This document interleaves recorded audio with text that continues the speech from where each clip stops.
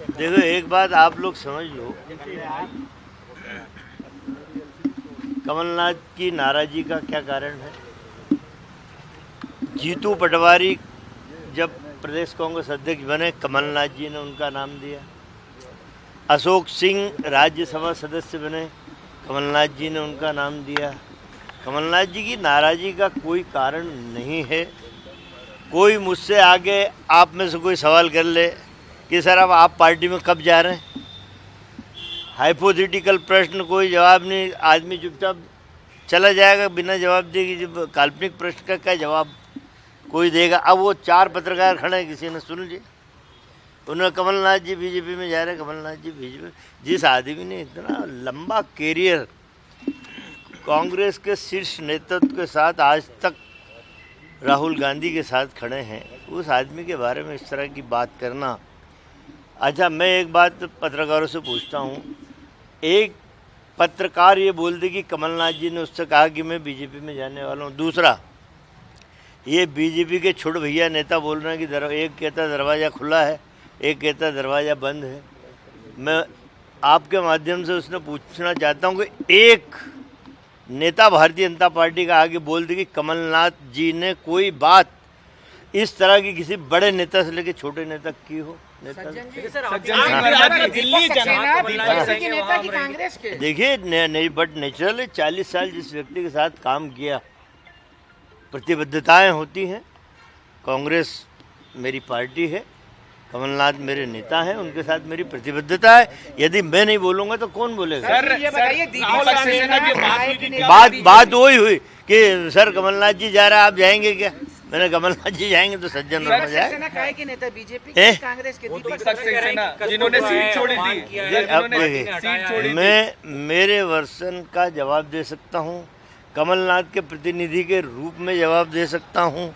अब दीपक सक्सेना एक लंबे समय से वो थोड़ा सा ये जो एक्टिव पॉलिटिक्स में भी नहीं है, वो थोड़ा खेती बाड़ी देख रहे हैं, तो उनको कुछ ऐसा लगा होगा। आपके दिल्ली जाने की मुख्य वजह क्या थी? दिल्ली में कमलनाथ के बंगले पर आपकी बैठक हुई। हाँ सर, उन्होंने दीपक सक्सेना ने बोला कि कोर कमेटी की जो meeting, Kamal Nath core committee meeting जो छिंदवाड़ा में हुई थी, उसमें तय हुआ था।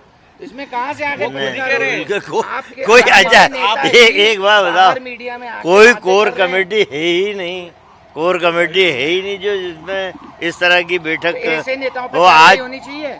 अब आजकल वो बेचारे खेती में लगे, नेता जो बयान उन्होंने बड़ा एक जाल फैला लिया खेती का। सर, और बात अंदर की लड़ाई को आप लोग मीडिया पर पूरा ठीकरा फोड़ रहे हैं। नहीं, मीडिया पे मैं ठीकरा नहीं फोड़ रहा। मैं यदि शब्बीर भैया मुझसे पूछे कि सज्जन भैया आप कब जा रहे हो आप पार्टी में, अब 4 पत्रकार साथ में खड़े, सज्जन भैया चल दिए अपने प्रदेश कांग्रेस दफ्तर।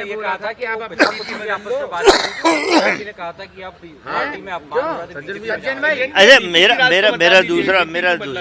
मेरा दूसरा ये कहना, मैं तो कह रहा हूँ, आज भी डंके की चोट पे कह रहा हूँ कि कमलनाथ जिस रास्ते पे जाएगा, सज्जन वर्मा उस रास्ते पे जाएगा, क्योंकि 40 साल जिसके साथ गुजारे हैं कांग्रेस की सेवा में।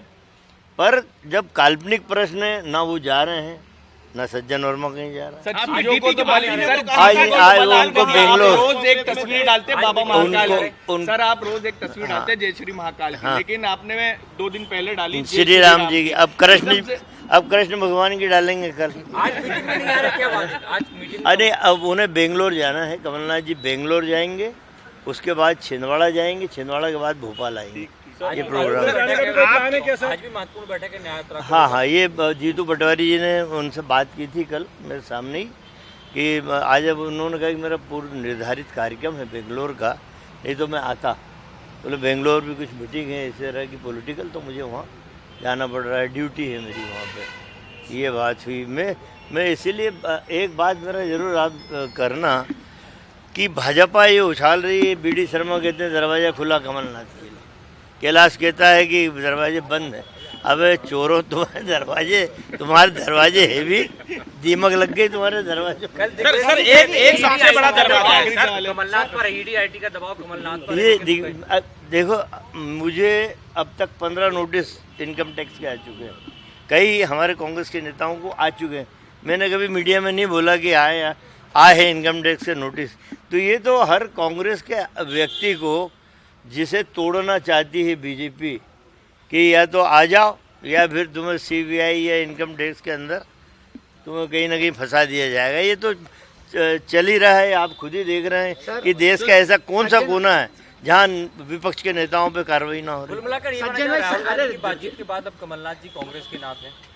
हाँ बिल्कुल, कांग्रेस के साथी हैं वो। तो मैं जब गया तो 29 लोकसभा का चार्ट उनकी टेबल पे था, उस पर चर्चाएं भी चल रही थी। कभी 1.5 घंटे हम लोग बैठे। सज्जन भाई ये बताइए कि जो नेता आगे आके ऐसे बयान दे रहे थे, अरे वो देखिए तो, आपने अजय नहीं, मेरी एक बात सुन लीजिए। आपने पिछले 8 सालों में उनका नाम कहीं देखा? दीपक सक्सेना का? हाँ, वो व्यक्ति एक्टिव पॉलिटिक्स में है ही नहीं। दीपक सक्सेना वो छिंदवाड़ा तक सीमित हो गए, अपने खेत तक सीमित हो गए हैं। वो बड़े भले चरित्र के मनुष्य हैं, भोले हैं। इस पूरी पिक्चर में अगर देखा जाए, आप यहाँ से दिल्ली जाते हैं अचानक, कमलनाथ के बंगले पर बैठक होती है। कमलनाथ के बंगले में बैठक के पहले आपके बयान कुछ और रहते हैं और बैठक में आने के बाद आपके बयान बदल जाते हैं। देखिए मैं सिंपल सा दे दूं, यही बात है ना। मैं इंदौर में था, 17 तारीख की घटना है। कमलनाथ जी को यहाँ कुछ दर्द था, वो उनका कार्यक्रम निपट गए थे, वो चले गए दिल्ली। पत्रकार आए, सब निर्धारित कार्यक्रम छोड़ के कमलनाथ जी दिल्ली रवाना हो गए, बीजेपी में शामिल हो रहे हैं। आप क्या करेंगे?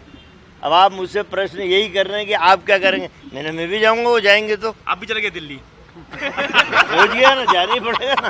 कोई घटनाक्रम उल्टा सीधा ना हो जाए। आज कांग्रेस में कल भी रहेंगे। हाँ, परसों बेंगलोर चले गए, जाएंगे।